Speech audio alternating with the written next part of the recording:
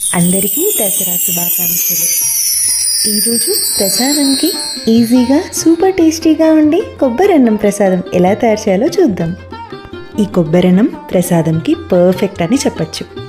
Hi అండి, నమస్తే. నేను మీ Mounika. Welcome back to Madhura kitchen. కొబ్బరన్నం అంటేనే బాస్మతి రైస్తో చేస్తేనే దాని టేస్ట్. ఈ రెసిపీలో బాస్మతి రైస్ని ఎలా ఉడికిందో లేదో టెస్ట్ చేయాలో కూడా నేను డీటెయిల్గా చెప్తాను. సో ముందుగా మనము ఒక గిన్నెలోకి ఒక 2 కప్స్ వరకు బాస్మతి రైస్ని తీసుకొని దాన్ని బాగా వాష్ చేసుకోవాలి. ఇలా ఒక 2 టైమ్స్ వాష్ చేసుకున్న తర్వాత మళ్ళీ ఫ్రెష్ వాటర్ని వేసి ఈ బియ్యంని ఒక 15 to 20 మినిట్స్ వరకు నాననివ్వాలి.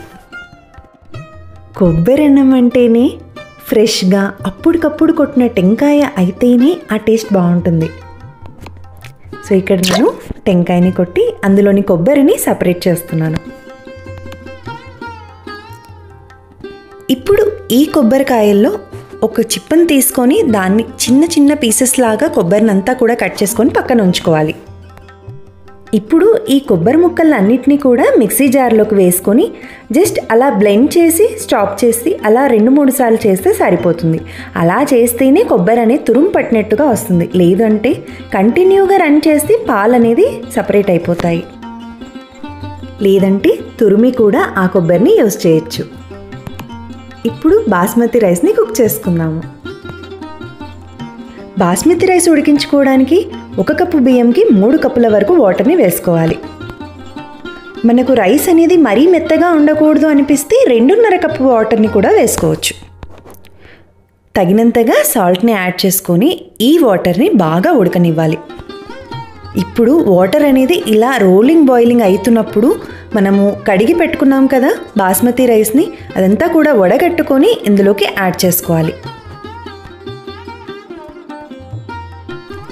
బాస్మతి రైస్ అనేది కుక్ అవ్వడానికి దాదాపుగా ఒక 15 మినిట్స్ అలా పడుతుంది. అది మనం వేసే వాటర్ క్వాంటిటీని బట్టి ఉంటుంది. ఇక్కడ నేను చూపిస్తున్నాను చూసారా, అన్నం ఇంకా ఉడకలేదు. సో రైస్ అంతా కూడా ఎలా ఉందో చూడండి.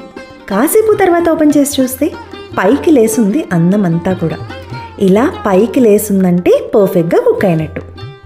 మనం బాస్మతి రైస్ యూజ్ చేస్తున్నామంటే అది ఏ రెసిపీ అయినా పర్వాలేదు, ఇలా టెస్ట్ చేసుకోండి.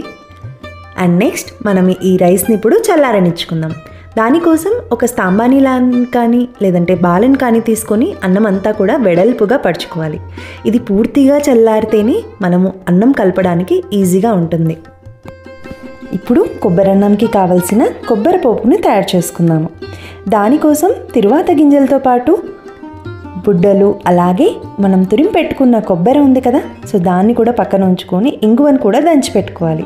ఇప్పుడు ఒక బాలన్ తీసుకొని అందులోకి ఒక 3 స్పూన్ల వరకు నూనెని, అలాగే 2 స్పూన్ల వరకు నెయ్యిని యాడ్ చేసుకోవాలి. మొత్తం నెయ్యిని వేస్తే కూడా టేస్ట్ చాలా బాగుంటుంది. సో ఇలా నెయ్యి అనేది కొద్దిగా కాగిన తర్వాత ఇందులోకి బుడ్డలు, అలాగే శనగపప్పులు, మినపగుండ్లు, ఇంకా ఆవాలు, జీలకర్ర ఇవన్నీ కూడా యాడ్ చేసుకోవాలి. ఇవి కాస్త వేగిన తర్వాత, అంటే శనగబాళ్ళు, బుడ్డలు అవన్నీ వేగిన తర్వాత ఇందులోకి గోడంబిని చిన్నగా కట్ చేసుకొని యాడ్ చేసుకోవాలి. జీడిపప్పు పడితేనే ఈ కొబ్బరన్నంకి టేస్ట్ అనేది చాలా బాగుంటుంది. తర్వాత మనం ఇందులోకి కరివేపాకు, పచ్చిమిరపకాయలను కూడా వేసుకొని కాసేపు వరకు అలా వేయించుకోవాలి.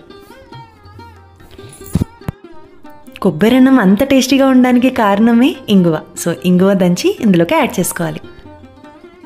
చూస్తుంటేనే కలర్ఫుల్గా ఉంది కదా. ఇప్పుడు ఇందులోకి కొబ్బరిని కూడా యాడ్ చేసుకుందాం.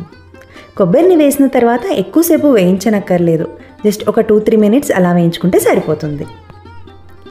ఇప్పుడు ఇందులోకి కొత్తిమీరని వేసుకొని కొద్దిగా సాల్ట్ని కూడా అలా వేసుకొని కలుపుకొని స్టవ్ ఆఫ్ చేసుకుంటే సరిపోతుంది. ఇప్పుడు మనం చల్లారనిచ్చాం కదా ఆ అన్నంలోకి ఈ పోపు అంతా కూడా యాడ్ చేసుకొని బాగా మిక్స్ చేయాలి. ఈ కొబ్బరన్నంతో పండుగ మూమెంట్స్ ఇంకా స్పెషల్గా అవుతాయి. ఇలా కలుపుతుంటేనే పొడి పొడిగా, చూసారా ఎంత బాగా ఉందో, అలా చూస్తుంటేనే నోరూరుతుంది. సో మీకు ఎలా అనిపించింది రెసిపీ? నచ్చితే తప్పకుండా లైక్ చేయండి, షేర్ చేయండి, సబ్స్క్రైబ్ చేసుకోండి మన మధురా కిచెన్ ఛానల్ని. అలాగే మన ఛానల్ని ఫస్ట్ టైం చూస్తున్నట్టయితే తప్పకుండా సబ్స్క్రైబ్ చేసుకొని బెల్ ఐకాన్ని హిట్ చేయండి. Thanks for watching.